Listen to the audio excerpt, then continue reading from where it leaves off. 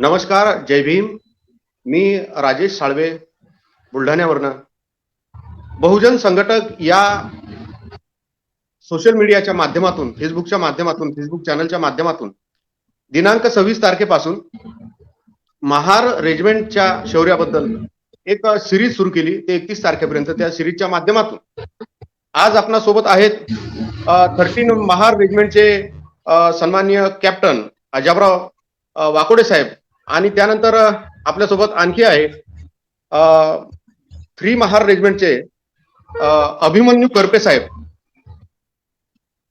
तर आज आपण सुभेदार अभिमन्यू करपे साहेब आणि कॅप्टन वाकोडे साहेब यांच्यासोबत आज आम्ही रूबरू होणार आहोत. आज आम्ही चर्चा करणार आहोत. त्यांचे अनुभव आज आपण ऐकून घेणार आहोत आणि महार रेजिमेंटच्या शौर्यगाथेबद्दल आज आपण जनसामान्यापर्यंत अनेक काही गोष्टी ज्या लोकांना माहिती नाहीये, जनरल लोकांना माहिती नाहीये, त्या अनेक गोष्टी आपण त्या गोष्टींचा उहापोह करणार आहोत, त्या गोष्टींची चर्चा करणार आहोत. तर मी सन्माननीय वाकोडे साहेबांना मी विनंती करेल की वाकोडे साहेबांनी आपला परिचय द्यावा. आदरणीय वाकोडे साहेब. जय भीम, जय महार. मी कॅप्टन अजाबराव वाकोडे, जय भीम. 13 महार रेजिमेंट. जय भीम. मी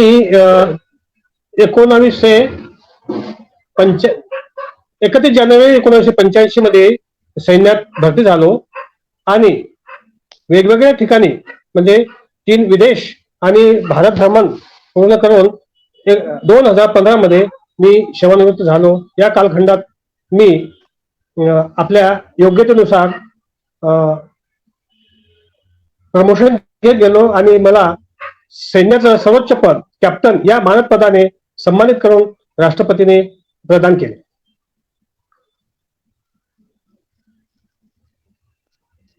धन्यवाद साहेब. यानंतर धन्यवाद साहेब वाकोडे साहेब, धन्यवाद. यानंतर मी आपल्यासोबत असणार. धन्यवाद सर.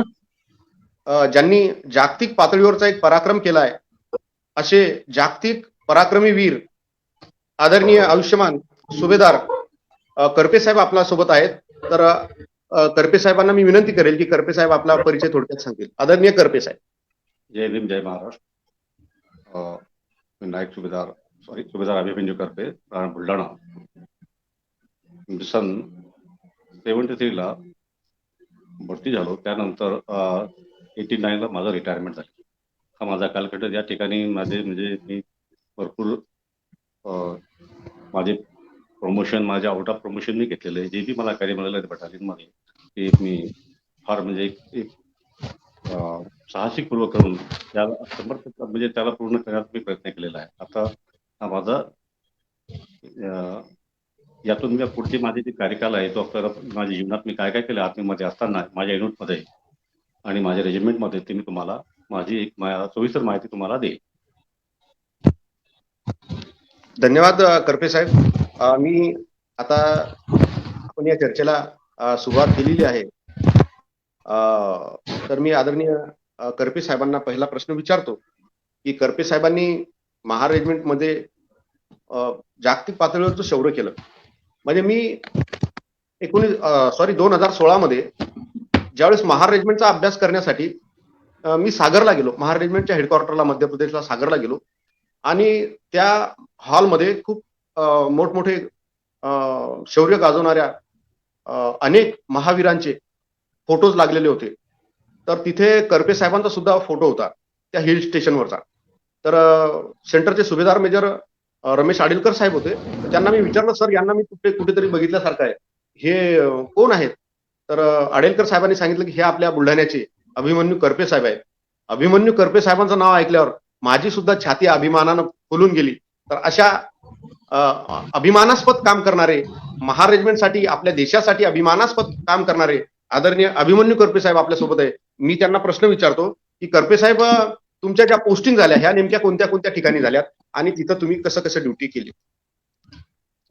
सबसे पहले बात तो एक है कि जब हमारा रेजिमेंट जो है महार रेजिमेंट, ये कोई ग्रुप नहीं है, एक हमारा एक इतिहास का धरोहर है और जो हमारे पूर्वजों का एक जज्बा है जो हमारे जो आने वाले पीढ़ी के लिए उन जज्बे का एक दर्शाता है। तो हमारे जो पूर्वज है उनका है उसके ऊपर ये इतिहास बना हुआ है, इसी पर हमारे रेजिमेंट का नाम उसके ऊपर रखा गया। तो ये मुझे बड़ा खुशी है कि हमारे उस बटालियन के रेजिमेंट दूसरे रेजिमेंट से एक अलग क्यों है। तो इसका एक मैं सिंपल देना चाहता हूँ कि हमारा रेजिमेंट एक ऐसा रेजिमेंट है जो हिंदुस्तान के हर प्रांत से नौजवान भर्ती होकर आते हैं और आला दर्जे का ट्रेनिंग पाकर अपनी यूनिट के अंदर सीमा की रक्षा करने के लिए यहाँ से चले जाते हैं। तो वहां पर कैसा है, एक मतलब कोई बिहार से आता है, कोई बंगाल से आता है, कोई आसाम से आता है, कोई अपना राजस्थान से आता है, तो हर अपने कोई जम्मू कश्मीर से आता है। तो ये सब अपने यहाँ पर ट्रेनिंग मतलब एक आते हैं यहाँ से एक आला दर्जे का ट्रेनिंग लेकर अपनी भारत की सीमा की रक्षा के लिए यहाँ से अपने अपने यूनिट के अंदर जाते हैं, जिसमें मतलब एकता हमारे रेजिमेंट के अंदर किसके अनेकता में विविधता है और विविधता में एकता होती है। ये हमारी एक सबसे बड़ी पहचान है। और ये यहाँ से मुझे ट्रेनिंग मिल करके मैं अपनी मुझे बहुत एक भाग्यशाली समझता हूँ। जब एक सिपाही बनने के बाद में, एक सोल्जर बनने के बाद में मेरी पहली पोस्टिंग मतलब एक हमारी 3rd महार के अंदर हुई, जो तो ये 3rd महार के अंदर हुई। 3rd महार के अंदर कैसा था, मैं उस समय के अंदर हमारे कैसा होता था कि एक मतलब वहाँ काफी उस समय पढ़ा लिखा होता था। हमारे उस समय पे बहुत कम पढ़े लिखे जवान जाते थे, लेकिन होता क्या है, जब से भी हर प्रांत के जो आते थे अपने अपनी भाषा के अंदर वहाँ बोला जाता था कि कोई अपना मद्रासी में बात करता था, तो कोई बंगाली में बात करता था, तो कोई अपना ये राजस्थानी में बात करता था, कश्मीरी में बात करता था। तो उस समय हमारे में एक कैसा होता है कि भैया हमने हमारी एक लैंग्वेज कौन सी होती है, हिंदी लैंग्वेज है, तो हमने बात करना है, जो भी पहचान करना है तो हिंदी के अंदर करना है। तो मुझे उस समय सबसे पहले अपना एजुकेशन मास्टर करके मुझे 1 साल के लिए अपॉइंटमेंट सेंटर में किया। तो हमें उन जवानों को बताना पड़ता था कि जो उड़ीसा में अगर आपको हर वो अपनी भाषा में उस चम्मच को कुछ और बताएगा, या फिर ये अपन जैसा अलग अलग मतलब इसमें बोलते हम एक ही बोलते भैया खाने के लिए उसको बोलते, मतलब उसको पढ़ा लिख करके हम उसको अच्छा एक समझा देते थे। और अपना एक ही हिंदी भाषा है करके वहाँ कोई ये नहीं होता कि कोई अपना मतलब ये कोई सिख है, ये गुना होता एक फौजी है, बस यही हमारा एक मोटिवेशन को समझाने का था। तो जिस वजह से क्या होता था, उसके बाद में ये मेरी मतलब अपॉइंटमेंट के बाद मेरी बटालियन के अंदर 3rd महार के अंदर 1 साल के बाद मेरा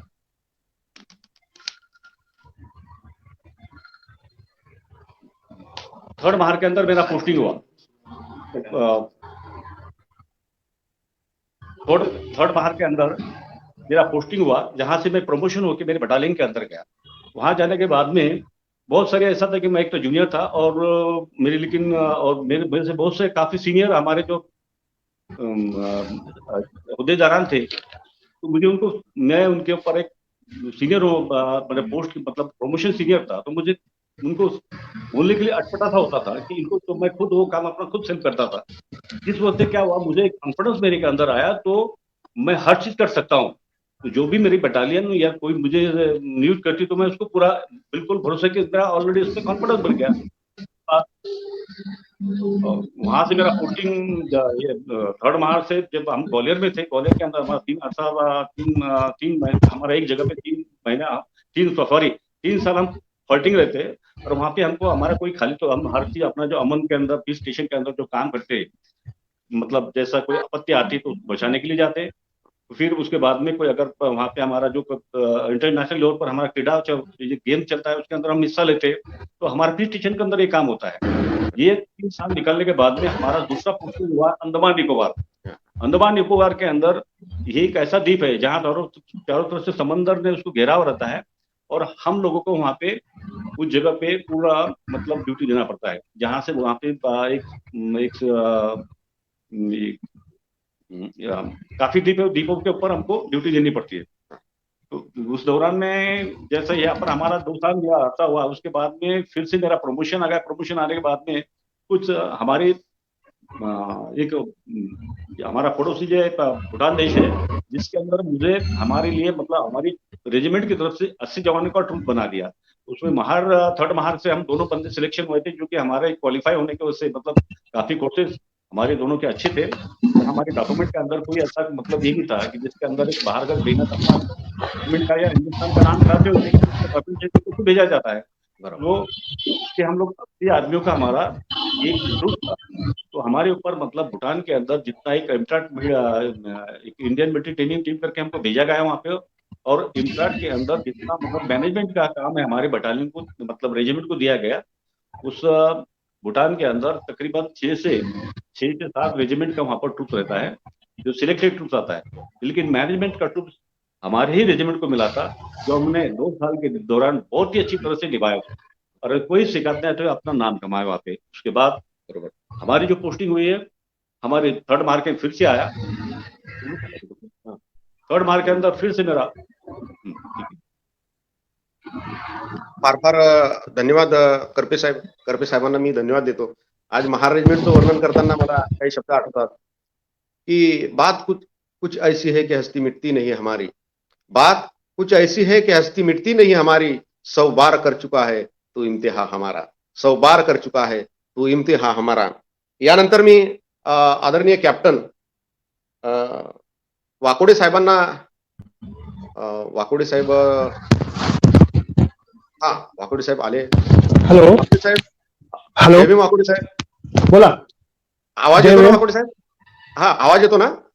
हो हो आवाज येतो. आता माझा येते का? आता माझा प्रश्न वाकोडे साहेबांना असा आहे की वाकोडे साहेबांना नम्र विनंती की वाकोडे साहेब तुमची पोस्टिंग नेमकी कोणत्या कोणत्या ठिकाणी झाली हे थोडक्यात आम्हाला कृपया त्याचा परिचय करून द्या. आदरणीय वाकोडे साहेब, आपली पोस्टिंग खूप कोणत्या छान कोणत्या साहेब. ठिकाणी झाली? सर्वप्रथम मी हे संघटक बहुजन संघटक या फेसबुक चॅनल आपलं सामाजिक जे फेसबुक चॅनलचं खूप खूप आभारी आहे. त्यांनी आम्हाला या योग्य समजून आमची निवड करून या मुलाखतीसाठी आम्हाला निवडलं, त्याबद्दल तुमचे फार धन्यवाद मानतो. आणि आपण विचारलेला प्रश्न हा अगदी माझ्या मनासारखा आणि मला आवडलेला प्रश्न आहे. खूप सुंदर प्रश्न विचारला तुम्ही साहेब. मी सागरला ज्याप्रमाणे आपलं बेसिक ट्रेनिंग करून 1985 पूर्ण मी ट्रेनिंग केलं. त्यानंतर 86 मध्ये माझी पोस्टिंग झाली मणिपूरमध्ये, ज्या ठिकाणी 13 महा रेजिमेंट अगोदरपासूनच डिप्लॉय होती. ते ऑपरेशन हिफाजत आणि ऑपरेशन ऑर्चिड या भागामध्ये मी मणिपूर, नागालँडचा पुढचा भाग म्हणजे उत्तर नॉर्थ ईस्ट मध्ये पहिली पोस्टिंग झाली. त्यानंतर श्रीलंका, श्रीलंकेमध्ये एक उपद्रव झाला, जे समुद्र किनारी आपले भारतीय मच्छीमार लोकांची जी वस्ती होती त्यांच्यामध्ये आपल्या हक्कासाठी की आम्ही एवढ्या दिवसापासून नागरिकत्व असून सुद्धा आम्हाला वेळेवर पाहिजे तो कामाचा मोबदला आणि सुखसुविधा प्रमोशन मिळत नाही, म्हणून त्यांनी एक ऑर्गनायझेशन तयार केलं, लिबरेशन टायगर ऑफ तमिळीलम. त्यांचं श्रीलंकेच्या सैन्यासोबत युद्ध सुरू झालं. त्यामुळे अचानक आमची एक ब्रिगेड बटालियन, एका ब्रिगेडमध्ये 3 इन्फंट्री बटालियन असतात, इन्फंट्री ब्रिगेडला तिथं पाचारण केलं गेलं. त्या ब्रिगेडचा हिस्सा बनून आम्ही माझ्या 13 महा रेजिमेंटच्या सोबत चेन्नई, ज्या त्यावेळेस मद्रास एअरपोर्ट शिपयार्डवर आम्हाला अकबर नावाच्या जहाजामध्ये पूर्ण ब्रिगेडला घेऊन 2 फेब्रुवारी 1988 मध्ये ते जहाज ट्रिंकुमली या ठिकाणी पोहोचलं. आणि तिथून आम्हाला सांगितलं गेलं, म्हणजे बटालियनला टॅक्स होता, त्यावेळेसचे आमचे लेफ्टनंट कर्नल PK शाहू साहेब कमांडिंग ऑफिसर होते. त्यांनी सर्वांना एक इन्स्ट्रक्शन दिले की इथं बारूद प्रत्येक रोडला बाजूला मध्ये सर्व ठिकाणी ड्रमचे ड्रम अशी बारूद रोवून ठेवलेली आहे. जेव्हा पण सैन्याच्या गाड्या जे कानवाय जाते त्याला ते उडवतात, म्हणून आपण सर्वांनी आपलं सेल्फ कंटेन म्हणजे आपलं स्वतःचं राशन, आपलं ॲम्युनेशन आणि वेपन हे घेऊन आपण पायी चालायचं आहे. आणि डोक्यात हेल्मेट आणि जॅकेट, लाईफ जॅकेट म्हणजे बुलेट प्रूफ जॅकेट घालून आपण चालायचं आहे. तर आम्ही तिथूनच तयारी करून निघालो. तर त्यावेळेस नुकतीच आपल्याच रेजिमेंटची 4 महा रेजिमेंट तिथं खूप जास्त प्रमाणामध्ये त्यांची कॅज्युअलिटी झाली होती. म्हणजेच जवानांना फार मोठा आघात करून त्यांच्यावर ही जी सांगितल्याप्रमाणे खूप मोठी कानवाईला आघात पोहोचून जवानांची हानी झालेली होती. जवानांना वीर मरण आलं होतं. काही जवानांना खूप मोठ्या प्रमाणात शारीरिक कष्ट आणि इजा झालेल्या होत्या. अशा परिस्थितीत आपली तिथं 8 महार रेजिमेंट पण तिथं डिप्लॉय होती आपली. त्यानंतर 19वी बटालियन ही पण तिथं डिप्लॉय होती. म्हणजे महार रेजिमेंटच्या सर्वात जास्त बटालियन डिप्लॉय होत्या. त्यामध्ये मी ते सौभाग्य मला लाभलं. आणि आमच्या बटालियनमध्ये आमच्या म्हणजे सर्वांच्या इन्फंट्री बटालियनमध्ये 21 ऑफिसर, 42 JCO म्हणजे ज्युनियर ऑफ कमिशनर ऑफिसर आणि 782 जवान याप्रमाणे ऑर्गनाईज करून त्यांनी 1988 मध्ये फेब्रुवारी ते 10 ऑक्टोबर 88 पर्यंत आम्ही ऑपरेशन पवनचा हिस्सा बनून तिथं आपल्या रेजिमेंटला आणि देशाला चांगल्या प्रकारे यश मिळवून परत आपल्या मायदेशी परतलो. त्या ठिकाणी आम्ही गेलो, त्या ठिकाणी आम्ही नवीन गेलो होतो आणि त्या ठिकाणी बिहार रेजिमेंटची बटालियन डिप्लॉय झाली आणि आम्हाला पीस स्टेशनमध्ये सतत 3 वर्ष कठीण ठिकाणी असल्यामुळं महार रेजिमेंटला परत राजस्थानमध्ये नैसाबादला आणलं गेलं. त्यासोबत मी राहिलो.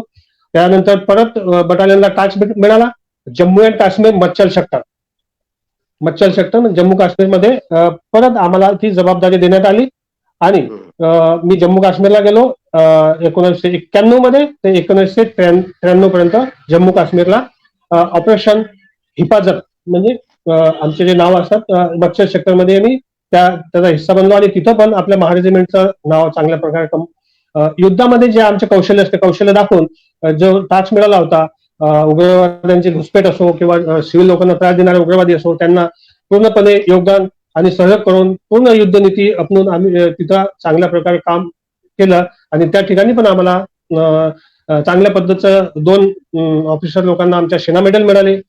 एक हौलदारला सेना मेडल मिळालं. म्हणजे उत्कृष्ट कामगिरी केल्यामुळे बटालियनने चांगलं नाव कमवलं. इथून आम्ही परत बेंगलोर सिटीमध्ये आलो 1993 ते 96 पर्यंत.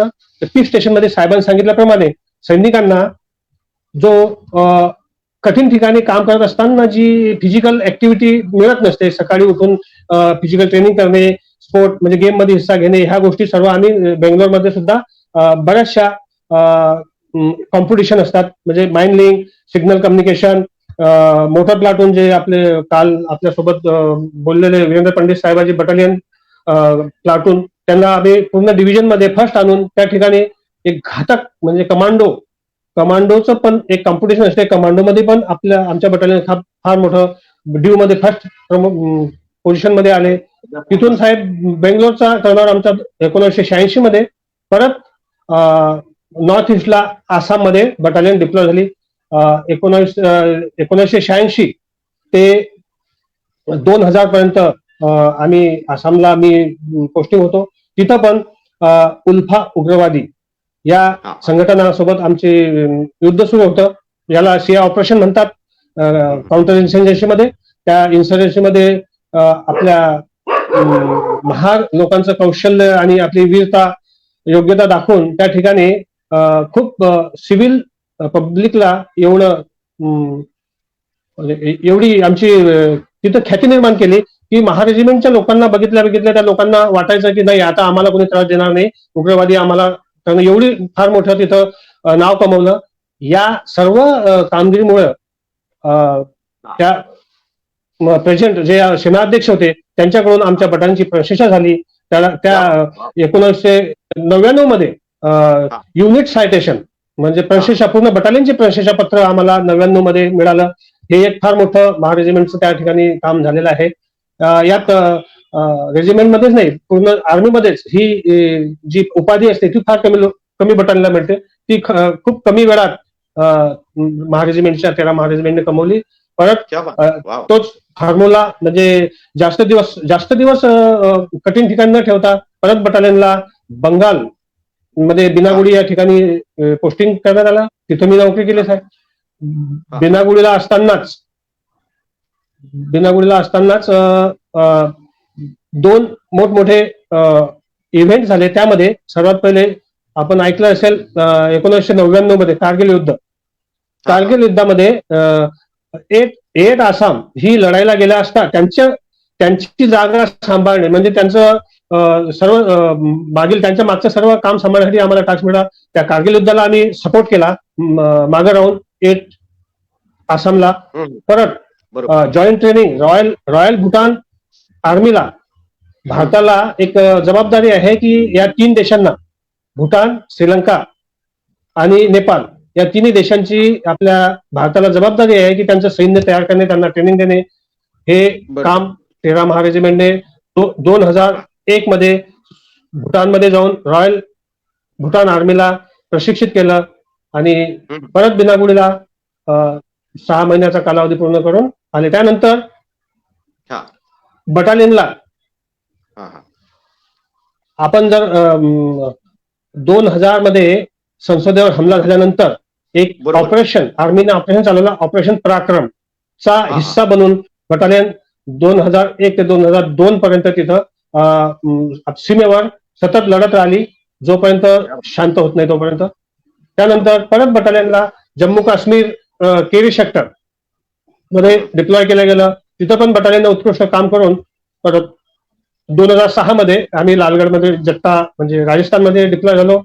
तिथे बटालियनने खूप उत्कृष्ट दर्जाचे कॉम्पिटिशन मध्ये हिस्सा घेऊन गेम मध्ये आणि फक्त एक चांगल्या प्रकारचे कॉम्पिटिशन असताना आपलं स्वतःचं डिसिप्लिन म्हणजे आपली जी वागणूक असते, आपलं जे सील असते ते पूर्णपणे सांभाळून नियमाच्या आत राहून सर्व कॉम्पिटिशन आणि गेम. सर्वात मला खूप अभिमान आणि गर्व वाटते की माझी 13 महार बटालियनची फायरिंग टीम म्हणजे सर्वात उत्कृष्ट आणि सन्मानाचा जो गेम स्पोर्ट हा असतो सैनिकांसाठी फायरिंग.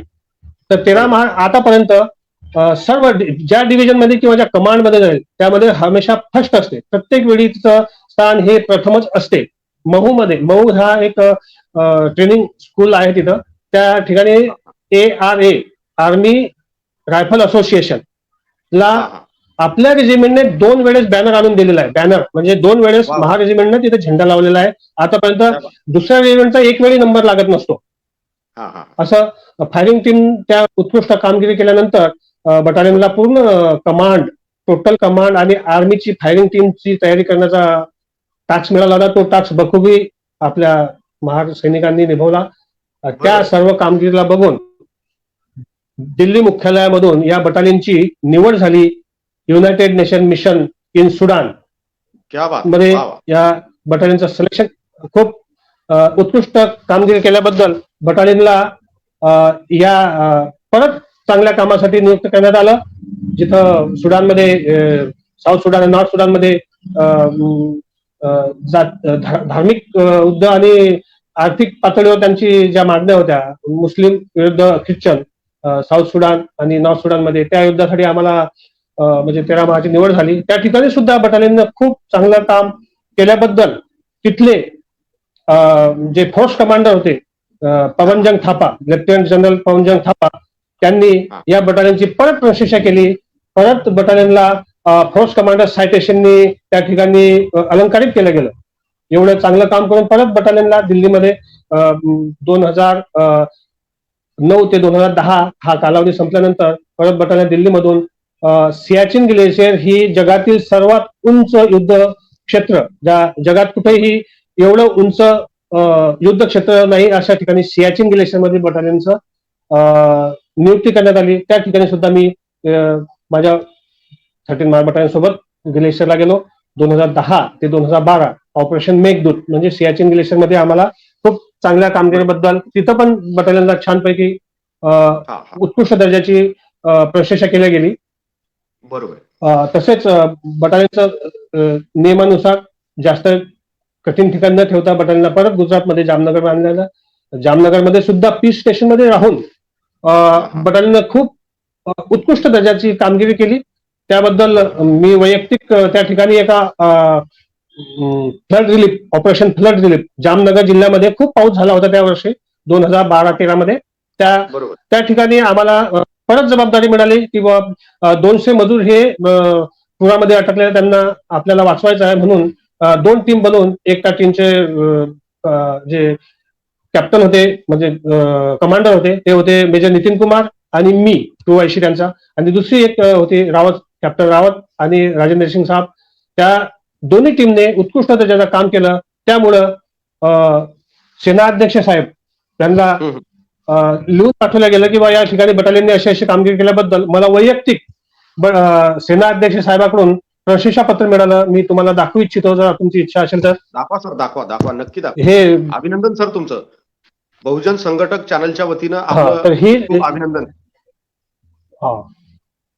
ही माझ्या बटालियनचे प्लस माझी स्वतः खूप छानपैकी उत्कृष्ट काम केल्याबद्दल मला ही उपाधी दिली गेली.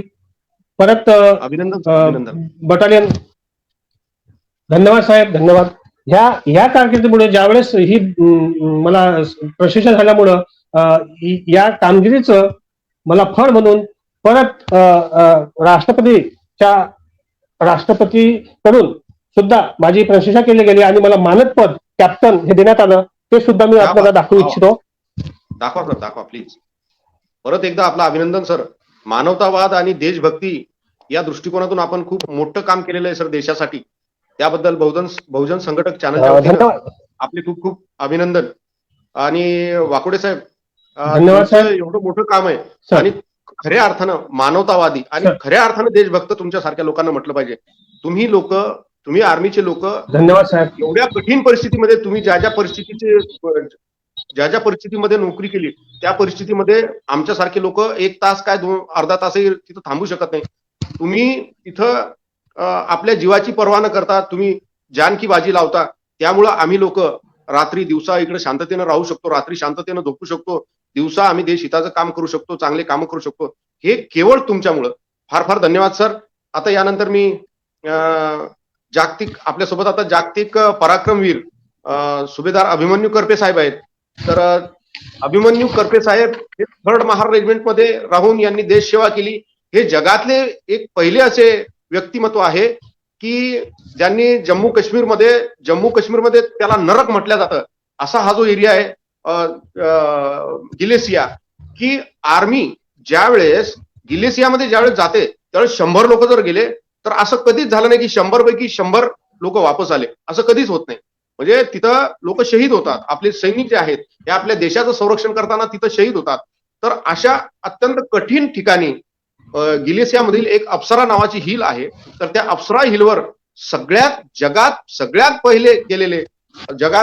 पहिले तिथं आपला तिरंगा झेंडा फडकवला, आपल्या देशाचा तिरंगा झेंडा फडकवला, अभिमानानं फडकवला, स्वाभिमानानं फडकवला.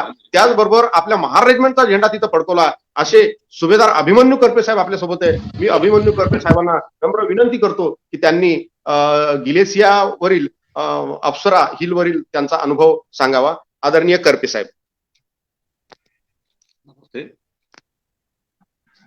जब जैसे कि सावड़े जी ने हमारी तारीफ की है वो उम्मीद से ज्यादा है. फिर भी मैं बताना चाहता हूँ कि जब अभी मुझे जो अभी ऐसा महसूस हो रहा है कि मैं फिर से वो पीएचई ब्रिगेड के अंदर मैं उस माहौल के अंदर चले गया. ये लाइफ का इतिहास है जो कि एक सुनहरा पल है, जो एक ऐसा लम्हा है जो मेरी लाइफ के लिए मैं आखिर तक नहीं भूल सकता हूँ. जब ये हमारे बटालियन सबसे पहले क्या पहली बात है, ग्लेशियर के अंदर एक ऐसा एक सुनने के बाद सबको एक मतलब बदन पर एक सिरहन से दौड़ जाती है कि भाई एक ऐसा एरिया है जहाँ के हिंदुस्तान का नहीं बल्कि वर्ल्ड के अंदर सबसे बड़ी मतलब फौज रहने वाली हमारी हिंदुस्तान की फौज है. और जब ये ऑपरेशन बेकटुक लॉन्च हुआ तो उस समय पे ये हर रेजिमेंट के हर बटालियन को एक को पहले वहां जाना पड़ता है. तो सबसे पहले कैसा है, हमारे रेजिमेंट में से हमारे 3rd महार को सबसे पहला ये 87 के अंदर ये हमको एक चांस मिला. तो क्या हुआ, हमारे बटालियन के मतलब पूरा उसमें क्लाइमेटेशन करते हुए सबको उस एरिया में जाना पड़ता है. वहां पर जो टेम्परेचर रहता है -, डिग्री से चलता है. वहां पर आम आदमी जैसे हम इस गर्म एरिया के रहने वाले सब हम उस जगह पे नहीं जा पहुंच सकते, लेकिन वो हमको टास्क मिला. तो हमको पूरा हर दिन वहां पर क्लाइमेटेशन करते हुए आगे बढ़ना पड़ता है, जहां पर कि माइनस के अंदर हमको हैंड ग्लव्स 5 हैंड ग्लव्स पहनने पड़ते 1 टाइम के अंदर. और वो जो हम अगर बूट पहनते हैं, जैसे अगर हम 8 नंबर का ये पहनते तो हमको 10 नंबर का पहनना पड़ता, उसके अंदर 100 डाल करके ये बॉडी के अंदर गर्मी रहना चाहिए करके. तो उससे हमारा वहां जगह पे पोस्टिंग हुआ तो सबसे पहले हमारा क्लाइमेटेज करते हुए वहां पर हमको ट्रेनिंग दिया गया. हम उस ट्रेनिंग के अंदर क्या हुआ कि जो बटालियन थी वहां पर एक जैकलाई ग्रुप की, तो वो ट्रेनिंग देते देते उन्होंने क्या कर दिया कि एक भैया ये लोग तो गर्मी एरिया के रहने वाले, यहाँ पर तो बहुत कैजुअलिटी होगा इनका, तो ये तंबाकू खाने वाले, सिगरेट पीने वाले लोगों को क्या हो जाएगा। तो ये बातें मुझे भी छुई हो, मैं बोले यार इनकी बात तो सही है। तो जब ट्रेनिंग के दौरान में मैंने जितने भी थे हमारे सभी को हमने एक इरादा कर लिया कि भी हमने ये चीजें अवॉइड करना है।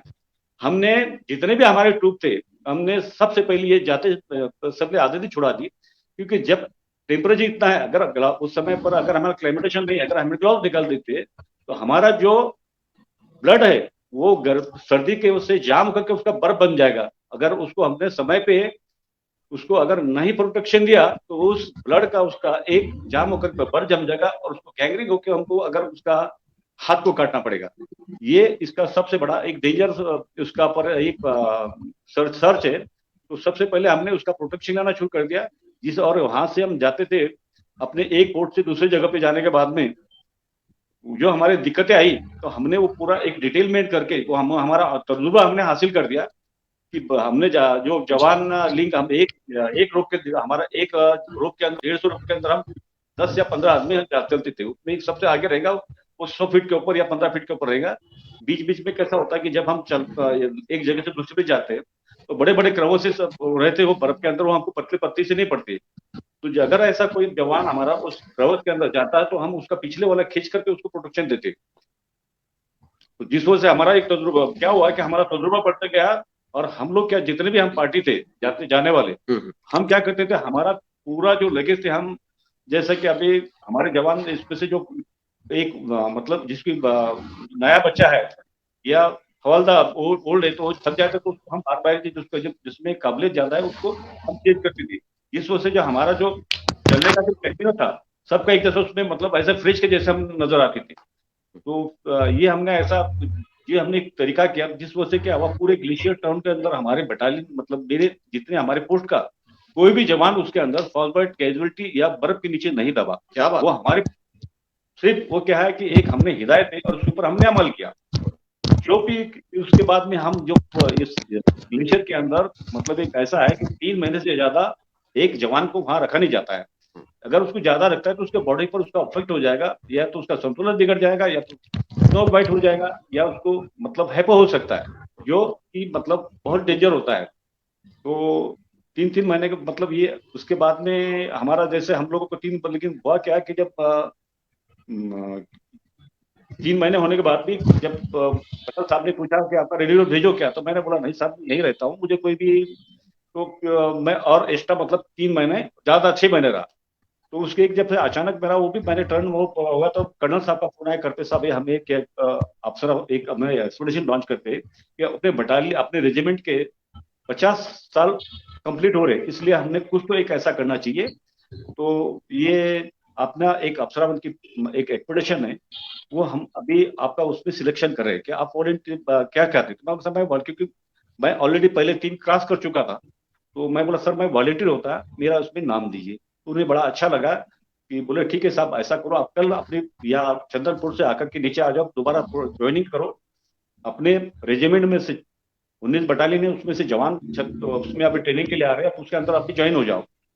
फिर हमारा जो ट्रेनिंग उसके अंदर जो हम एक्सपर्ट टीम के अंदर जैसे वो हर बटालियन के जो थे 19 बटालियन उसमें ऊंचे दर्जे के मतलब बहुत ही उम्दा जवान सिलेक्ट होकर के हम उस एक्सपेडिशन के लिए सिलेक्ट हो गए।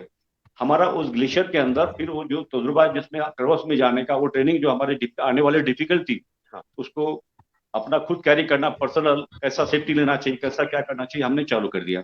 तो ये हमारा तकरीबन 28 दिन का हमारा पूरा कंप्लीटली ट्रेनिंग हुआ। उसके बाद में उसके अंदर हमारे मतलब जिसके लिए चुने हुए हमारे यूनिट के डीसीओ साहबान एक उसमें थे, मैं खुद एक नायब सुधार उस समय नायब सुधार अभिमन्यु करती, उसके बाद एक हमारे बुल्ढाने के जो है उत्तम वाघोदे साहब बोराखड़ी के वो एक, और उसके बाद में नायक सुबेदार सुरेश गायकवाड़ इस सतारे के, और उसके बाद में एक हवलदार। ये हमारे टोटल टीम मतलब 3 ऑफिसर, एक मेडिकल ऑफिसर, 3 जीशो और 17 वार्ड, ऐसी हमारी एक टीम पूरी लॉन्च हो गई। और ये पूरा ट्रेनिंग एक उम्दा ट्रेनिंग करने के बाद हट्टे कट्टे बहुत एक सशक्त मतलब किसी भी साहस मतलब इसके अंदर कमजोर नहीं पड़ने वाले हमारी टीम मतलब ये 21 17 जून को यहाँ से मार्च हो गए। तो पहला हमारा जो पोर्शन था हमने बेस कैंप से चालू कर दिया। उसके अंदर एक पहली चीज थी कि हमारा जो उसके अंदर मतलब कि जैसा पहले कैसा होता है कि ऑफिसर के लिए या देशों के लिए एक पोर्टल लागू था कि और वो खाली है, लेकिन वो एक्सपेडिशन के अंदर ऐसा था कि सभी ने अपना अपना लॉन्च करना, अपना सेल्फ प्रोटेक्शन के लिए का है, उसका जो कैरी करने का टेंट हो या सबने मिलकर के एक टीम वर्क बनाया। तो हम लोग ने बेस कैंप से चालू किया। तो वहां से बेस कैंप से कुमारपुर वहां से तकरीबन 8 किलोमीटर था। तो 8 किलोमीटर जाने के बाद हम लोगों ने क्या कर दिया, वहां से वो एक ऐसी टीम थी, हम लोगों को जब मार्च के ग्लेशियर एक ऐसी चीज है कि वहां पर किसी को माफी नहीं है।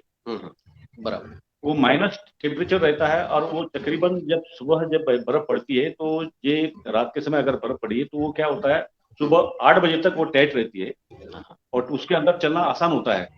तो सुबह हम जब मार्च करते थे तो 4 बजे हमको ये मूवमेंट चालू करना पड़ता। तो इससे पता पूरी हमारी पूरी टीम को 3 बजे से पहले उठ करके 4 बजे मूवमेंट चालू करना पड़ता था और वो 8 से 9 बजे तक हम उसके ऊपर चलते थे। अगर उससे बाद अगर हम चलते तो बर्फ बर्फ तो क्या होता है उसमें ये नरम हो जाता है और हमारा जो पैर है कम से कम 8 से वो मतलब 3-3 फुट या 4-4 फुट जा सकता है, हम चलना मुश्किल हो जाएगा। तो हम 9 बजे तक हम मूवमेंट बंद कर देते थे। हम पहले कैंप में अंदर गए, उसके बाद में हमने थोड़ा वहां पर हमारा जो पहला एक ग्रुप था वहां पे ये आर्टिलरी का, उन्होंने हमारा अच्छा स्वागत किया। उसके बाद में हम फिर दोबारा वहां से लॉन्च करते अगले कैंप के लिए हम गए। वहाँ कुमार पोस्ट था, कुमार पोस्ट के अंदर गए, तो वहां से फिर हमने उसी तरह से सुबह उठ करके फिर से चालू करके कुमार पोस्ट के अंदर गए। कुमार पोस्ट में जाने के बाद में वहां से हमने फिर रेस्ट किया वहां पे। वहां से और 6 किलोमीटर हमको आगे जाना था। तो वहां से हमको ये हमारा एक मतलब खड़तर जो ये एरिया है वहां से चालू हो गया।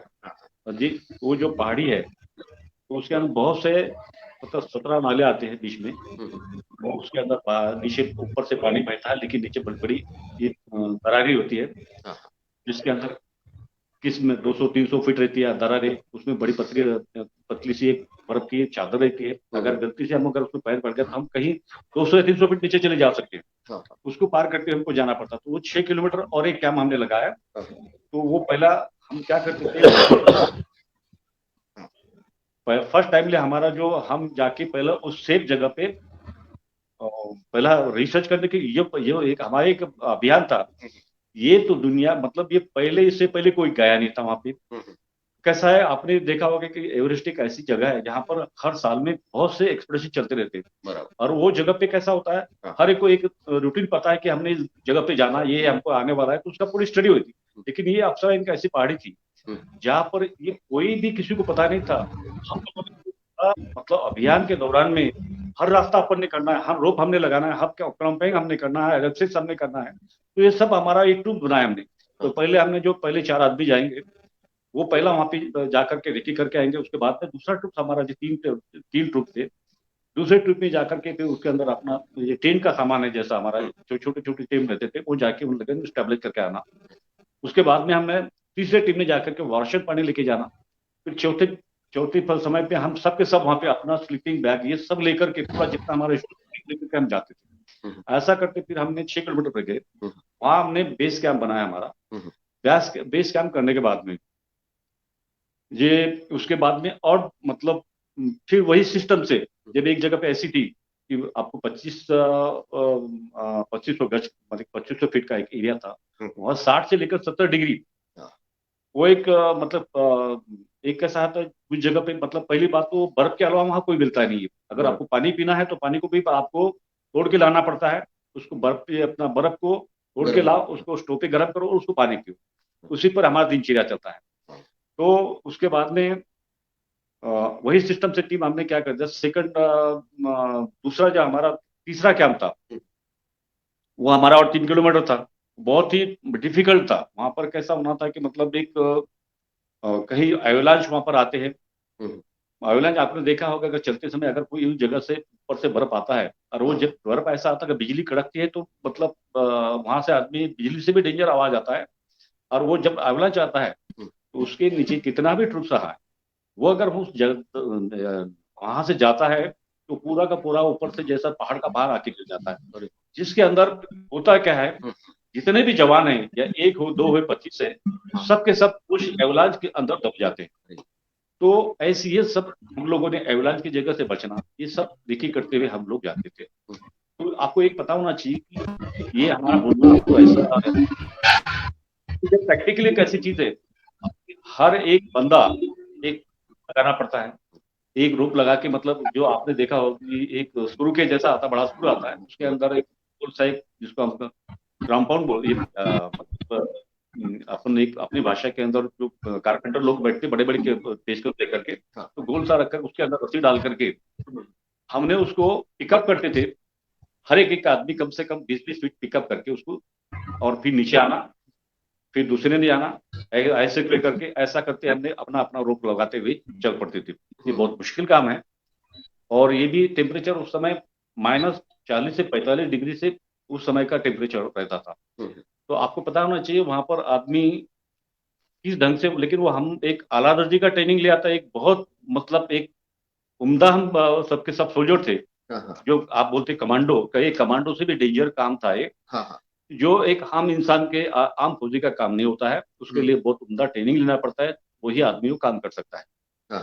हम लोगों के उसके अंदर जितने भी थे, हम एक 3 मतलब 4 ऑफिसर, 3 जीशु और बाकी 17 वॉर्फ, ये बहुत उम्दे हमारे रेजिमेंट के उम्दे सब रेजिमेंट की तरफ से चुने बंदे थे।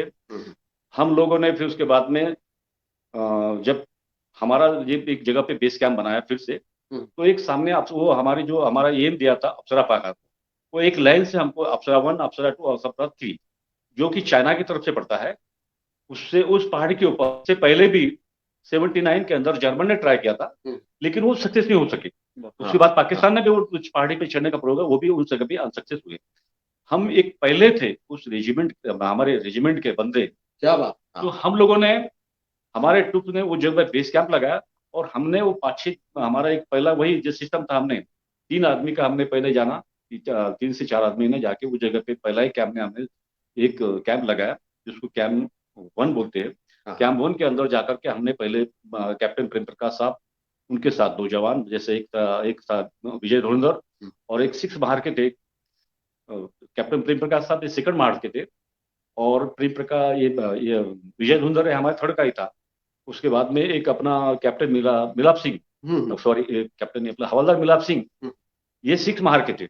इनका एक टूक था, ये जाकर के पहले ये हम लोगों ने, और एक मेरे साथ एक नायक सिंधे साहब थे, नायक सिंधे मतलब जो नगर के, और एक प्रदीप गायकवाड़ करके, ये अकोले के थे, ये मेरे साथ, ये भी सेकंड मार के थे, और मैं थर्ड मार। ऐसे हमने 6 जने मिलकर के हम लोगों ने वहां जाके फर्स्ट कैंप पर गए। सबसे पहले हम लोगों ने वहां पर टेंट का अपना लॉन्च करके आ गए, वहां पे एक सेफ जगह पे टेंट बनाया हमने, छोटे छोटे से इग्लू टाइप टेंट थे। और वहां पे दूसरे दिन हम लोगों ने क्या कर दिया, हमारा जो राशन पानी खाना था वो हमने रख दिया। किसी दिन हम लोग कुछ अपने पूरे इक्विपमेंट के साथ वहां पर पहुंच गए। वहां से फिर हमने सेकंड कैंप के लिए, पहले हमने सोचा, ये पूरे ट्रुप था कि हम पहले 6 आदमी वहां पर जाते हैं, उसके बाद अगर हम पहले आने के बाद में आपका हमने बाकियों का भी हमने उसी ढंग से हमने ये सिस्टम बना के रखा था कि ये अपने बाकी ट्रुप भी ऐसे जाएंगे।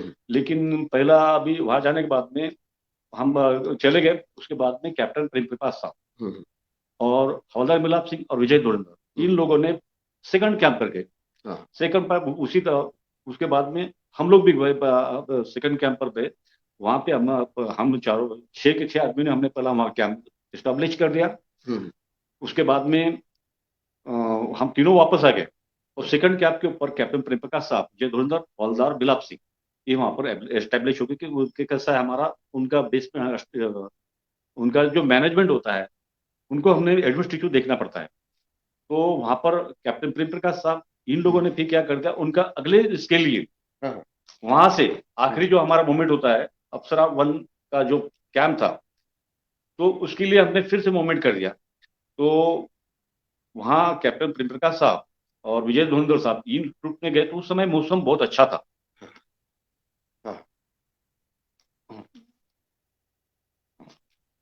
तो कैप्टन प्रेम प्रकाश साहब ये इन्होंने मूवमेंट चालू कर दिया, उस समय मौसम अच्छा था। वो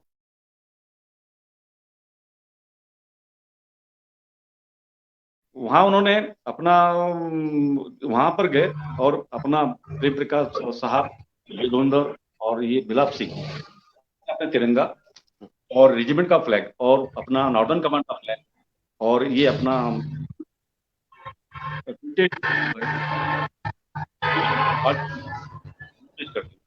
पर उन्होंने मूवमेंट मूवमेंट होकर आगे, तो हम उस समय पर हमने हाँ, तो हम उस समय पर हम भी सेकंड कैंप के ऊपर हाँ पहुंच गए, तो उनका हमने रिसीव कर दिया वहां पर उनका, तो वो वापस आ गए। हाँ। और हमने चालू मतलब वहां हम एस्टेब्लिश करने के बाद उस समय अचानक मौसम खराब हो गया। हाँ। मतलब वहां से बर्फ जो रहता है, तेज हवा चलना शुरू हो गई और बर्फ आटे की जैसे चालू हो गया। तो उस समय क्या हुआ, इतना बर्फ पड़ना हो गया, तो हमारे कैप्टन प्रेम प्रकाश साहब थे, उन्होंने कह दिया करपे साहब आप ये क्या करो, अपना ये आगे जाने की कोशिश करो, को बड़ा डेंजर है, आप जाइए मत। लेकिन मैं देखता था कि वहां से इतने दूर मैं हम अभी मेरे रेजिमेंट मतलब मेरे यूनिट का मैं अकेला बंदा हूँ और मेरे साथ ये सेकंड मार्क के 2 बंदे हैं।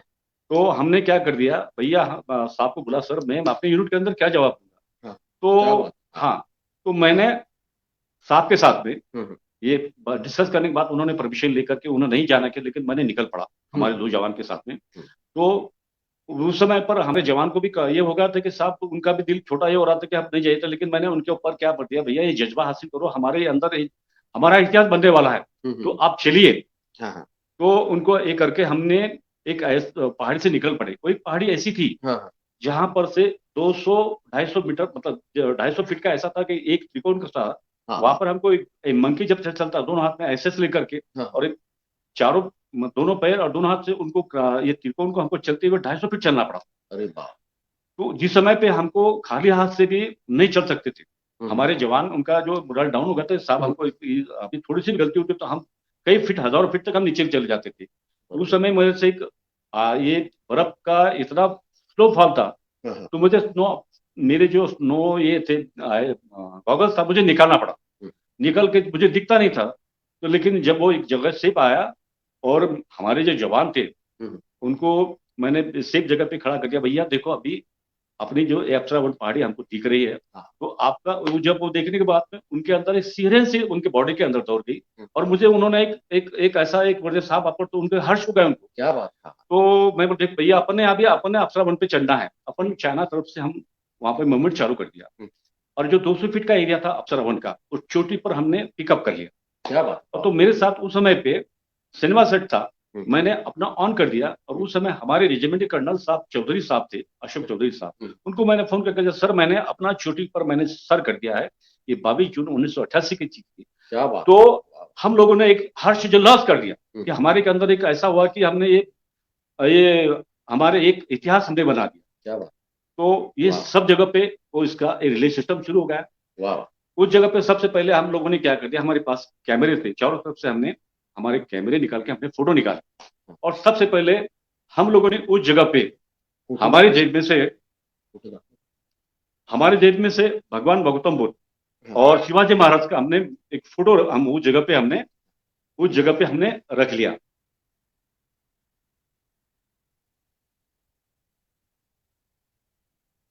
शिवाजी महाराज और अपना ये भगवान गौतम बुद्ध हमने उस जगह पे फोटो रख लिया और वो अपना फोटो निकाल लिया वहां पे। उसके बाद में जब हमने एक हमारे अंदर पहले ये टीम थी, तो उस जगह को हमने सर्च किया।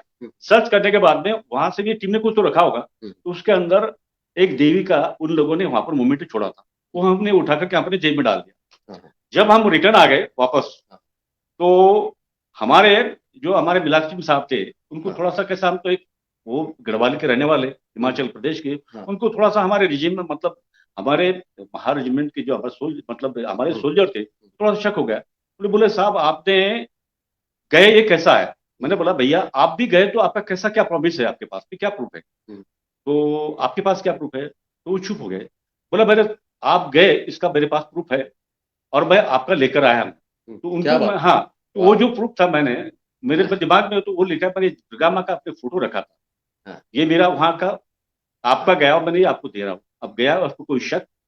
क्या बात है। तो बोले ये उनको मतलब एक नाउम्मीद कर दिया। लेकिन जब मैं उस सेकंड कैंप के अंदर पहुंचा, तो वो जो मैंने उसको गॉगल निकाला था, तो मेरी आंखों की पूरी रोशनी गई। मैं वो टोटली ब्लाइंड हो गया। टोटल ब्लाइंड होने के बाद आपको पता होना चाहिए, एक ब्लाइंड आदमी को इतने हाइट पे, जब हमने उस मौसम मतलब इस पूरी टीम ये जो हमारा जो एम था वो हासिल करने के बाद हम नीचे जब उतर रहे थे, तो एक आदमी को, एक ब्लाइंड आदमी को नीचे जाना बहुत रिस्की होता है। हम लोग 6 आदमी एक ही रोप के अंदर, उन्होंने मुझे आखिरी में रखा और चलना पड़ गया। जब जाते समय क्या हुआ, मेरे से मेरा साहब भाई तो ब्लाइंड था टोटल, 2 हाथ में मेरे सीख थी, मैं फिसल गया तो कम से कम मैं फेंका गया उसके अंदर, नीचे फिसल गया। तो रस्सी के साथ मेरे साथ थे, मेरे झटके से क्या हुआ, पूरा का पूरा टिप्स हमारा जो है नीचे पूरा चालू हो गया फिसल करना, जो शायद कई 1000 फीट तक जाता था। तो उसमें से सबने क्या कर दिया, अपना एसएक्स बर्फ के अंदर लगाना चालू कर दिया। तो एक का लगने के बाद हम सब लटक गए। तो जिस समय हमको चलने के लिए बहुत नजदीकी जाते थे, तो हमने बहुत आराम से हमारा एक जो ये हमारे आखिरी जो बेस कैंप के अंदर गए, बहुत समय लगा।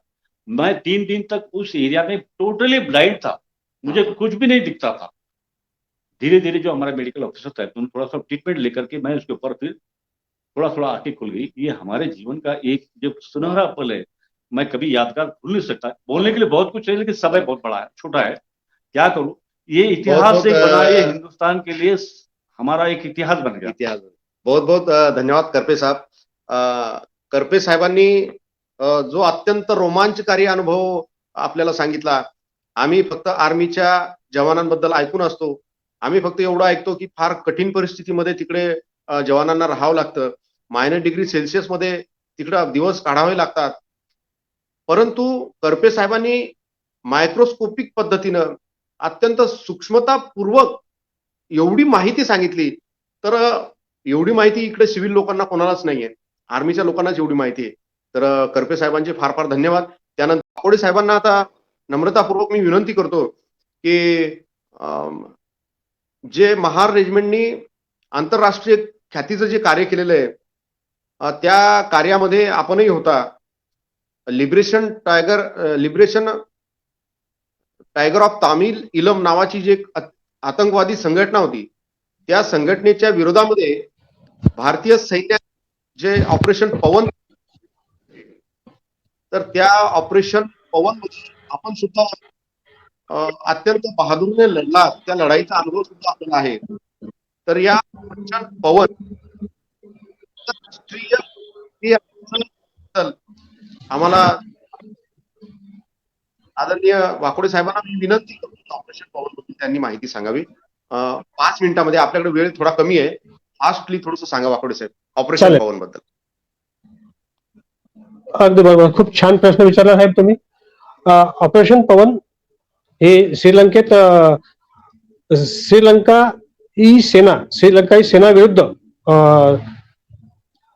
LTTE यांच्या विरोधात होता. त्यांची हक्काची लढाई होती. त्या लढाईमध्ये भारत देशातील आर्मीला एक IPKF Indian peace keeping force म्हणून बोलवलं गेलं होतं. त्या ठिकाणी अगदी कठीण परिस्थितीमध्ये, त्यासाठी मला एक छोटस एक तुमच्या 3 सेकंदाचा वेळ घेईल मी. युद्ध हे कुठलीही तोफ, गन किंवा रणगाडा जिंकत नसते.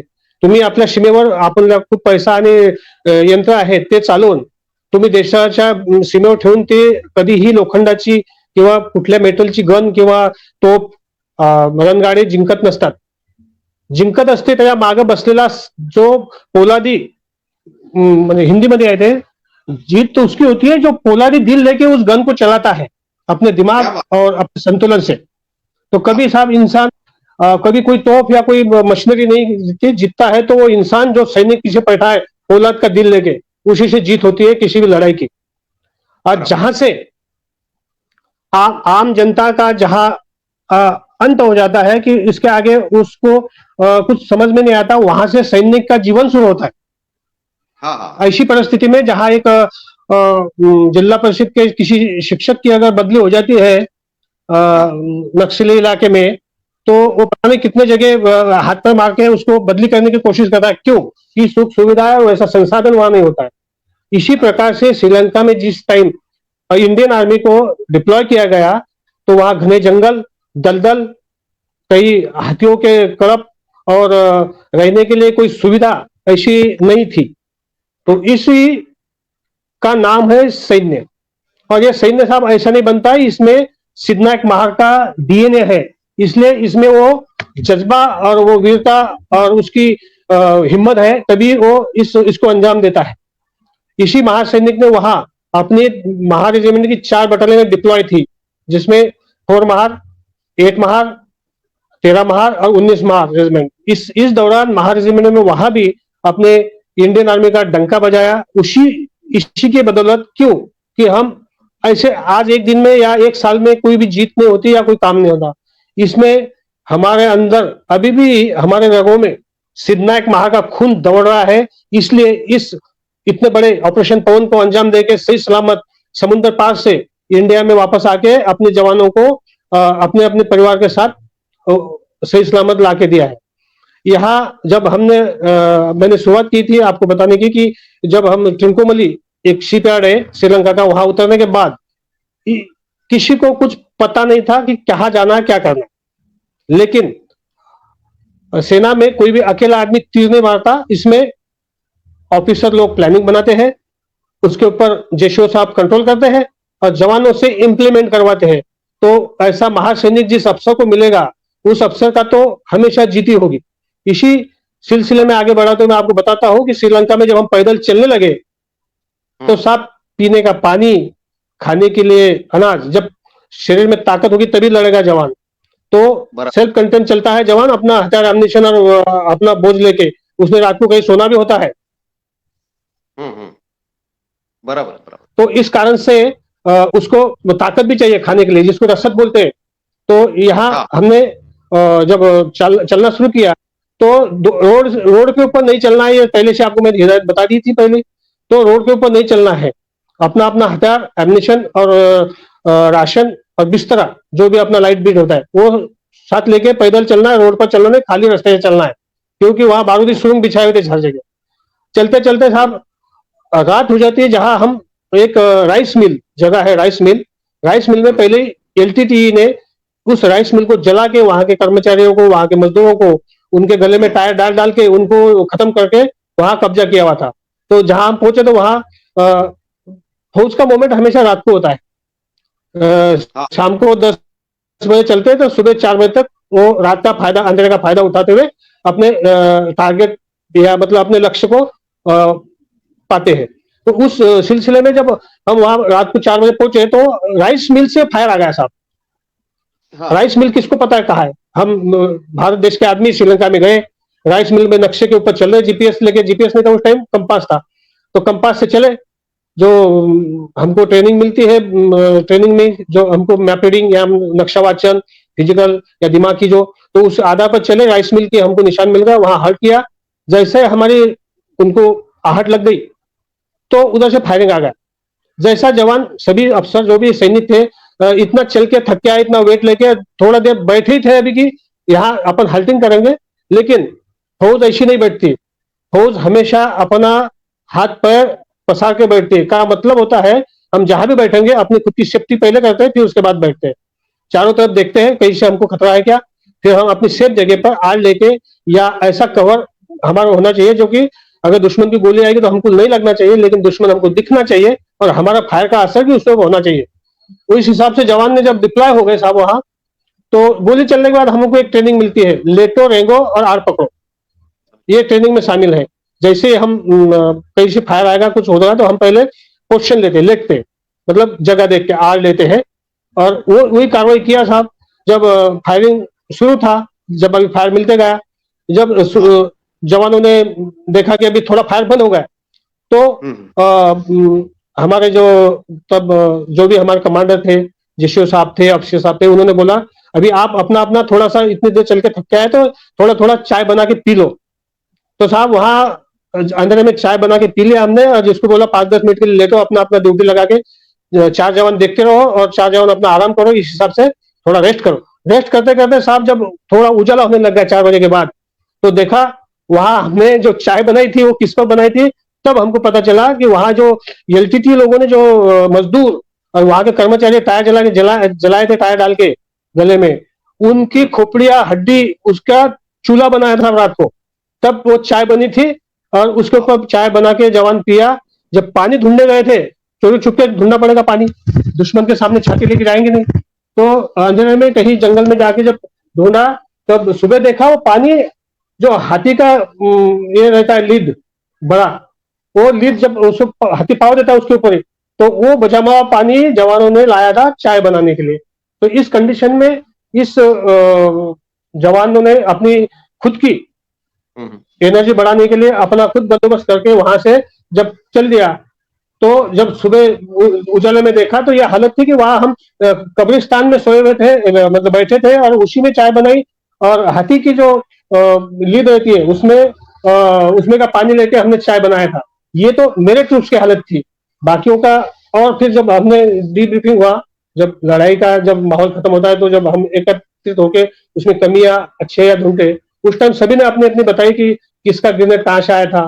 तो इस हालत में सब जब चले हम, तो मुझे बार बार यही याद आता था कि हम तभी कर सकते हैं, हमारे महार कौम को बचपन से ही संघर्ष करने की आदत होती है, भूखा प्यासा तकलीफों में, तभी वो संभव हो पाया।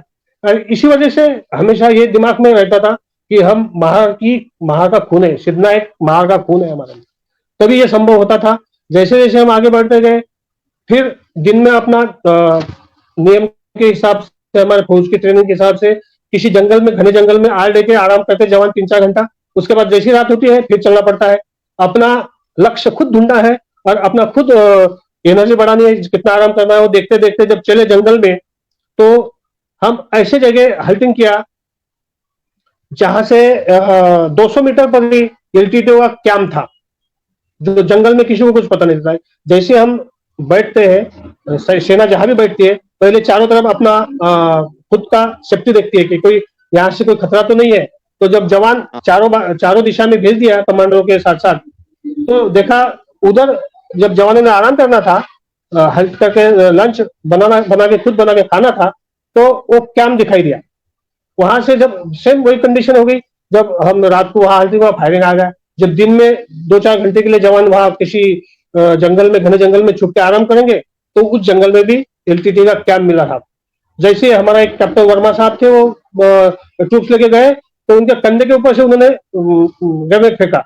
एक सरदार जी थे हमारे बलकार साहब, तब हवलदार थे, तो उन्होंने वो ग्रेनेड को इतनी फुर्ती से और तेजी से पकड़ के दोबारा उसी के दिशा में फेंक दिया। और वो लोग वहां से अपनी लुंगी उठा के सबके सब अपना ट्रैक्टर, खाना बनाने की कढ़ाई, टेप रिकॉर्डर वैसा जो लंकाई करेंसी थी, वो छोड़ छाड़ के उनके जो कॉम्प्लेक्ट थे, जो भड़काऊ लिखते थे वो लोग एलटीटी, वो सब हमने कैप्चर किया।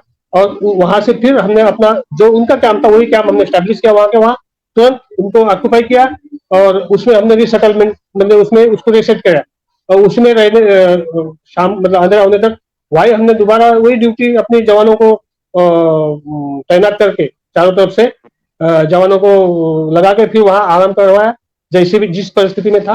तो वो वहां की कठिनाई ये थी कि आदमी अगर वो बैठेगा इंसान वहां, तो उसके दिल में ये चिंता रहती है कि पता नहीं कहां से गोली आएगी, कहां से क्या हो जाएगा।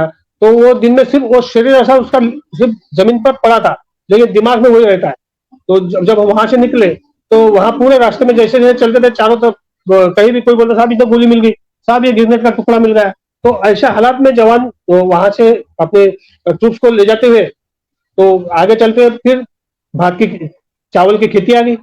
चावल की खेती में रहता है पानी पूरा, चलने के लिए एक ही जो बांध रहता है, बांध से चलना पड़ता है।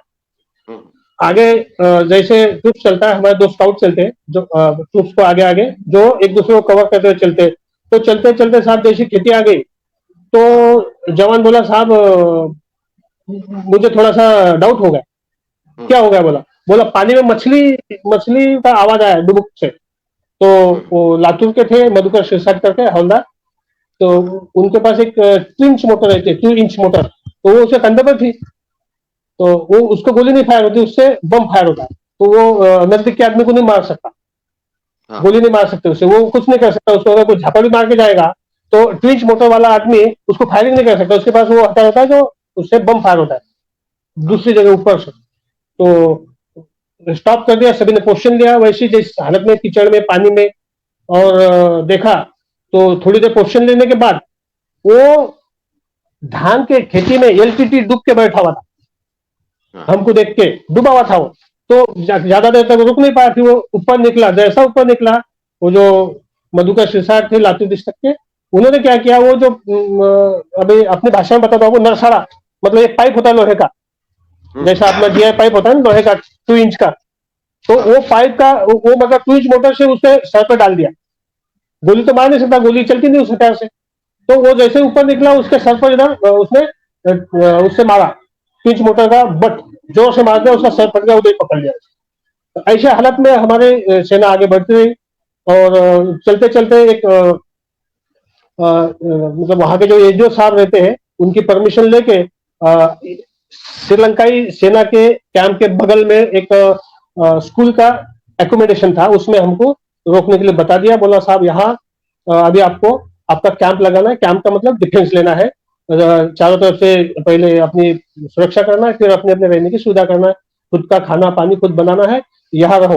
तो ऐसे में हमने 3 जगह एक बटालियन का डिप्लॉय होता है, जिस प्रकार से बट्टिकुलावा डिस्ट्रिक्ट में हमारी बटालियन डिप्लॉय थी, जिसमें एक बटालियन को इरलाकुलम, एक बटालियन को अपना कोकनट गार्डन करके जगह थी, और एक कंपनी को हमारा रेड ब्रिज इलाका, रेड ब्रिज में डिप्लॉय थे। या तीनों जगह अपने अपने बटालियन को हमने अच्छे तरह का काम करके दिखाया, जिसकी हमें वापस आते समय इसकी हमारी भी बहुत ड्यू कमांडर साहब जो होते हैं हमारे डिवीजन में 12 बटालियन थी इन्फेंट्री बटालियन की, तो सबसे उत्कृष्ट बटालियन ये बट्टिकुलावा में जो ड्यू था, उस ड्यू में हमारे नाम का वहां भी झंडा फहराया। और इस प्रकार से वहां से हमने अपने 2 जवानों की वीर गति को प्राप्त हुए, और उनकी बदौलत बटालियन को वहां से सुरक्षित लेके आ गए और अच्छा उधर काम किया। और जो विदेशी लोग थे उनको भी हमने बहुत बढ़िया तरीके से अपनी छाप छोड़ी वहां, उनको बिना तकलीफ देते हुए सिर्फ जो उग्रवादी है उनको चुन चुन के हमने वहां से उनका कैंप ध्वस्त किया, उनकी गतिविधियां कम कर दी। और जब वो शांत हो गया तो हमारे बटालियन को फिर दोबारा वहां से अच्छा एक रिस्पेक्ट देके वहां से हमारे बटालियन को किस स्टेशन में आने के लिए अपने इंडिया में भेज दिया। इस प्रकार से अपने महा रेजिमेंट के चारों बटालियन ने बहुत ही आले दर्जा का काम वहां करके दिखाया। फार फार धन्यवाद पाकोडे साहेब। तुम्ही आज ऑपरेशन पवन याबद्दल माहिती सांगून की भारतीय सैनिक कशा पद्धतीने देशाचं रक्षण करत असतो, कशा परिस्थितीमधून देशाचं रक्षण करत असतो, याचं प्रत्यक्ष दर्शन आम्हाला घडून आणलं। आणि तुम्ही जसं सांगत होते त्या पद्धतीनं प्रेक्षकांच्या डोळ्यासमोर दृश्य उभे राहत होते। जसं तुम्ही तो चाय बनवला, ज्या पद्धतीनं ते पाणी आणलं, तर या पद्धतीनं किती दुर्दम्य परिस्थितीमधून तुम्ही ते जीवन जगत असता आणि तशा परिस्थितीमधून देशाचं संरक्षण करत असता। भारत माता असं की तो, तर ही व्याख्या आता आमच्या लक्षात आली की खरे देशभक्त तुम्ही आहात। भारत माता की जय म्हणणारा देशभक्त नसू शकतो, फक्त भारत माता की जय म्हटलं की देशभक्त झाला असं नाही। तर तुम्ही प्रॅक्टिकली देशभक्त, आम्ही फक्त ओरली देशाचा फक्त गौरव करणारे लोक आहोत, पण खऱ्या अर्थानं करपे साहेब आणि वाकोडे साहेब तुम्ही खऱ्या अर्थानं देशभक्त आहात, खऱ्या अर्थाने या देशाची सेवा करणारे आहात, खऱ्या अर्थानं या देशासाठी तनमन धनानं काम करणारे आहात, खऱ्या अर्थाने या देशासाठी रक्त सांडवणारे आहात, खऱ्या अर्थानं विपरीत परिस्थितीमध्ये या देशाचं संरक्षण करणारे आहात। तर तुम्ही खऱ्या अर्थानं या देशाचे हिरो आहात असं मी समजतो।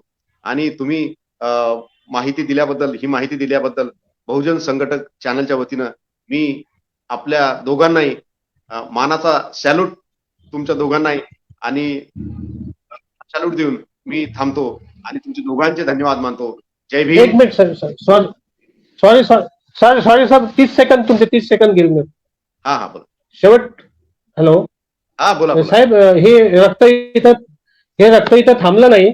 यानी आम्ही महा रेजिमेंटच्या सर्व सैनिकांनी समाजात आल्यानंतर इथं पण जशी देश सेवा केली, जशी सीमा सांभाळली, तशीच आपल्या तळागाळातल्या लोकांना सांभाळण्यासाठी एक ऑर्गनायझेशन उभं केलं। मी तुम्हाला दाखवू इच्छितो। आणि ज्यावेळेस आपली प्रत्यक्ष भेट होईल त्यावेळेस आमच्या माजी सैनिकांकडून एक संघटना उभारलेली आहे आम्ही इथं पण तेच काम करतो जे शेनाळ्यात केलं तर क्या बात. आम्ही एक धम्मदान बहुद्देशीय संस्था आमच्या सहभागातून आर्थिक सहाय्य करून सर्वांना वाटप करतो. सगळे माजी सैनिक याच्यासाठी आपलं आर्थिक योगदान देतात आणि आमची जी बॉडी आहे त्याच्यावर वर्कआउट करते. आणि ते पुस्तक तुम्ही आमची एवढी मोठी फार मोठं मान सन्मान केला, आम्हाला बोलवलं त्याबद्दल सैनिकांकडून, ज्या सैनिकांचा तुम्ही सन्मान केला त्या सैनिकांकडून माझी एक फुल ना फुलाची पाकळी म्हणून आमच्याकडून जे आमच्या बुद्धीला जे घेतलं ते मी तुम्हाला देऊ इच्छितो. आता सध्या मी तुम्हाला फक्त हे प्रत्यक्ष आमच्या बहुउद्देशीय धम्मदान संस्थेकडून देतो, ते आपण स्वीकार करावी अशी माझी आग्रहाची विनंती आहे. ठीक आहे, धन्यवाद सर. नक्की नक्की नक्की. फार फार धन्यवाद सर. बहुजन संघटन चॅनलच्या माध्यमातून महार रेजिमेंटचा गौरवशाली इतिहास सांगण्यासाठी आज वाकोडे साहेब आणि करपे साहेब आले, त्याबद्दल मी चॅनलच्या तर्फे तुमचे हार्दिक आभार मानतो आणि तुमचे दोघांचे धन्यवाद मानतो आणि थांबतो. जय भीम, जय भीम, जय भीम.